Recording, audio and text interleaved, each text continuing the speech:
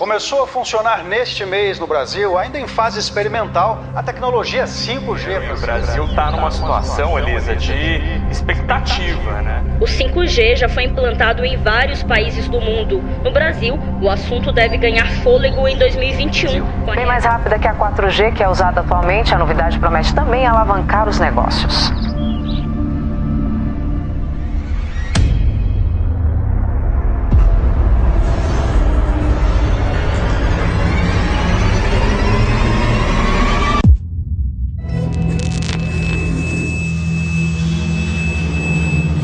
Right now, at this very moment, artificial intelligence is trying to figure out exactly who you are. AI mimics our thoughts and emotions. It analyzes our cells to decode our genetic material. A quinta geração da internet móvel, ou 5G, pode revolucionar a economia e a vida de todos nós. O leilão das frequências do 5G está previsto para o começo do ano que vem e é cercado de expectativas dentro e fora do setor de telecomunicações.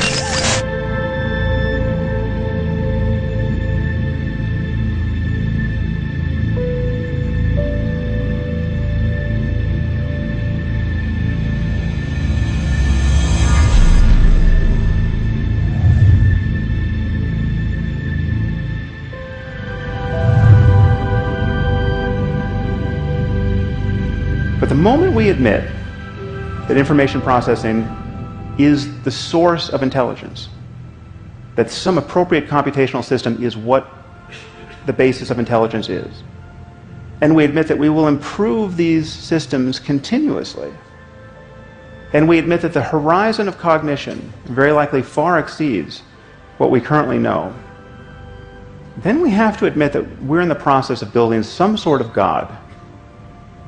Now would be a good time to make sure it's a God we can live with. In the last 10 years, we have developed an inseparable bond with our cell phones. Smartphone capabilities are bolstered by artificial intelligence, which serves our needs whilst keeping a watchful eye. Network operators record our movements to the nearest meter, as some applications geotag users every 60 seconds.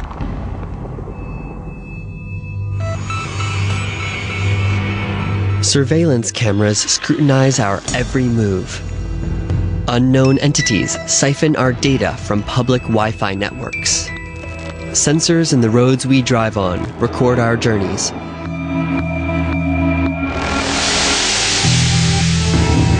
AI regulates traffic, predicts the weather, and records pollution levels. Our frenzied online activity generates an avalanche of data. Each minute, we make 3.3 million posts on Facebook, 3.8 million searches through Google, and send 29 million WhatsApp messages. These torrents of data are stored in banks of servers all over the world. In the era of big data, your digital footprint is worth more by the day.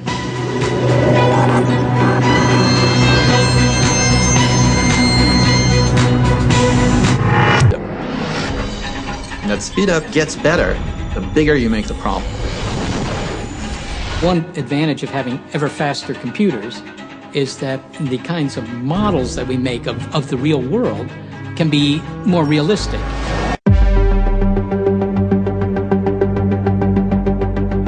"5G promises a future where everything is high speed and interconnected. From autonomous vehicles to fight bushfires, to hyper-efficient agriculture and remote surgery. 5G is not just about phone calls and ever-increasing resolution of videos. It's going to unlock the Internet of Things. And this is where machines start talking to machines. And this is going to allow a whole revolution in the way we live and organise ourselves. To deliver the fastest speeds, phone companies need to use higher frequency signals, known as millimetre waves. But millimetre wave signals can't travel as far as existing signals. So for it to work, there's a need for many more antennas installed much closer together. But ask yourself, what would happen under our current economic and political order? Okay, it seems likely that we would witness a level of wealth inequality and unemployment that we have never seen before, absent a willingness to immediately put this new wealth to the surface of all humanity. Okay, well, a few trillionaires could grace the covers of our business magazines while the rest of the world would be free to starve. And what would the Russians or the Chinese do if they heard that some company in Silicon Valley was about to deploy a superintelligent AI? This machine would be capable of waging war, right, whether terrestrial or cyber, with unprecedented power. Now, this is a winner-take-all scenario. To be 6 months ahead of the competition here is to be 500,000 years ahead at a minimum.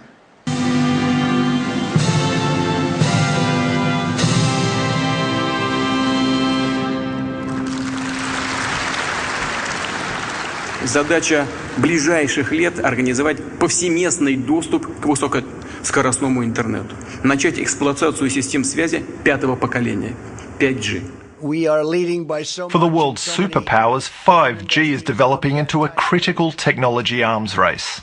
The race to 5G is a race America must win, and it's a race, frankly, that our great companies are now involved in. We've given them the incentive they need. It's a race that we will win. Because, as you know, some people got ahead of us. We should have been doing this a long time ago. In the race for technology dominance, a new leader is emerging. China is on the rise. If we think about a technological innovation, we think about US, Silicon Valley. And yet there seems to be a sense that US is not as competitive at the moment. There are communities in the US thinking that China is eating America's lunch. It is losing technological advantage. It is losing markets. It is losing also influence.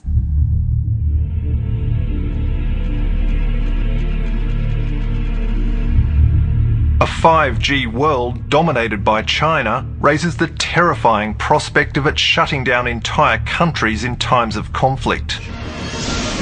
Our understanding of the quantum world is still in its infancy. Quantum mechanics is weird. This is just a fact of life. And one of the strangest and most counterintuitive bits of quantum mechanics is called entanglement. Two subatomic particles, like electrons, can be so strongly interconnected that even when separated over a great distance, they still appear to react simultaneously. So entanglement is this funky quantum correlation where you do something over here, and to all the world, it looks as if something happened over there. D-Wave Systems manipulated that bizarre quantum behavior to create one of our world's first commercial quantum computing systems. It first went on sale in 2010. Classical computer uses classical bits that can be either 0 or 1. In a quantum computer, the quantum bits, or qubits, can be 0 and 1 at the same time. An example of a quantum bit is the spin of an electron. You can think of it as going clockwise or counterclockwise. And an electron that represents a qubit is in some sense spinning both clockwise and counterclockwise simultaneously. A qubit is a subatomic particle that exists in two quantum states at once, called a superposition, just like a coin that comes up both heads and tails at the same time. Suppose you have not one but two quantum bits. Now, those two quantum bits can be in 4 different states. If you have 10 quantum bits, they could be in 2 to the power 10, more than 1,000 different states. Thanks to entanglement, all of these states are states that can then be simultaneously or parallel processed. A quantum computer made of only a few hundred qubits can crunch a massive amount of data. If translated into binary code, that data would produce more ones and zeros than there are atoms in the known universe.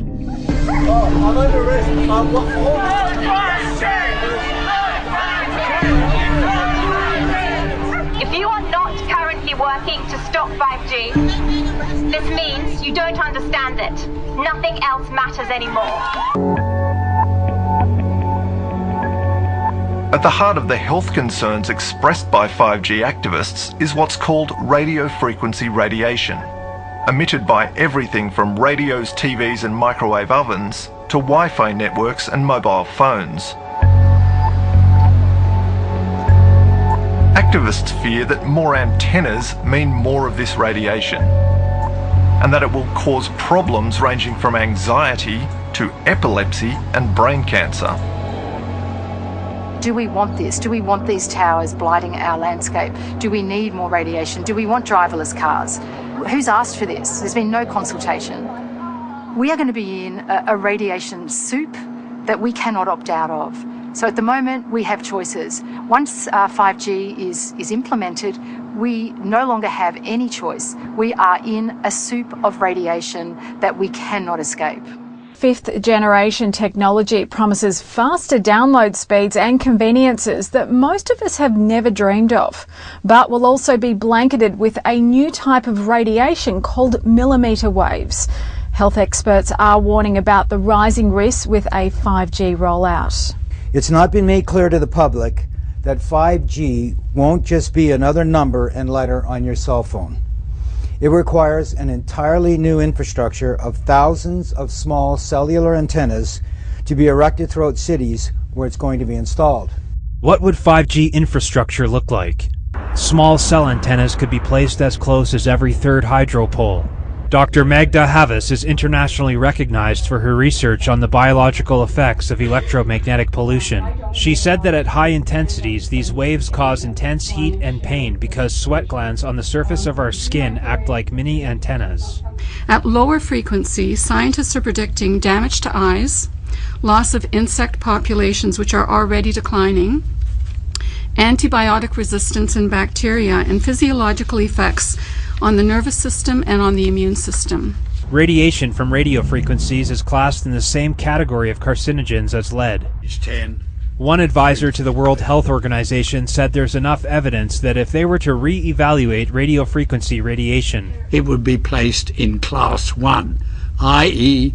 a human carcinogen, and governments could not possibly ignore that.